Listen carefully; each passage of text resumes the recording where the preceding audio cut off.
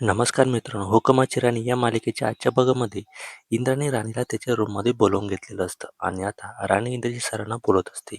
इंद्रजीत सरांना मी इथे असायला हवं असं वाटतंय. ते मुद्दामच ना मला अडून पाहत आहे, कारण त्यांना मी त्यांच्या डोळ्यासमोर हवी असं वाटत आहे.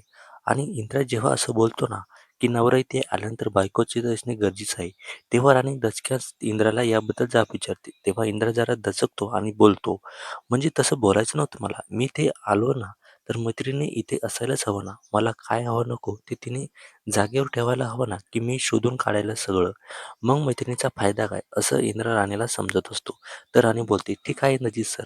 तेव्हा तुम्हाला जेवढं काही हवं असेल ना, ते सगळं काही तुम्हाला मला सांगा आणि आता बघा मी काय करते." आणि आता राणी टॉवेल जे काही इंद्रजीत सरांना लागत असतं ना, ते सगळं काही समोर आणून ठेवते आणि राणी आता बोलत असते, "ठीक आहे इंद्रजीत सर. सगळं आणून ठेवलंय आणि तो टॉवेल तुमच्या तिकडे आहे बघा." इंद्रही आता टॉवेल घेतो आणि स्वतःचा चेहरा पुसतो. चेहरा वगैरे पुसल्यानंतर इंद्रजीत सरांच्या चेहऱ्यावर अख्खी पावडर लागते.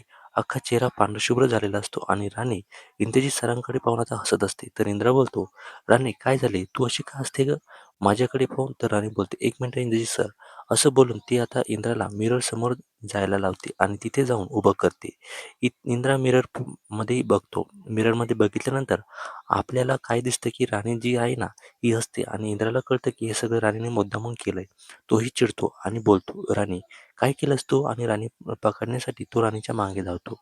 राणीही आता पलंगावर धावते. कधी इकडे-तिकडे इंद्रापासून स्वतःला लांब करण्याचा प्रयत्न करते. मात्र इंद्र राणीचा हात पकडतो आणि तिला जाब विचारतो, "काय चालू आहे तुझं?"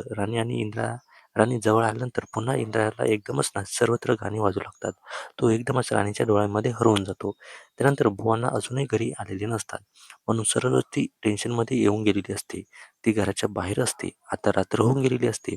मग काय तिने 2 पोरांनाही बुवांना शोधण्यासाठी बाहेर पाठवले असतं.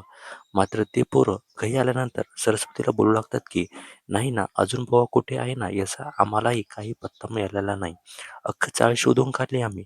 आता आई टेन्शनमध्ये येऊन जाते आणि बुवा अजूनही घरी आलेले नाही. याबद्दल ती मेसेज करून राणीला सांगते आणि मग राणी ही ती मेसेज वाचते. पुढे चालून इंदिरा राणी दोघेही घाबरतात. बुवांची शोधाशोध करण्यासाठी हॉलमध्ये येतात. सर्वजण हॉलमध्ये आल्यानंतर त्यांना जाब विचारतात, की नक्की झालं तरी काय?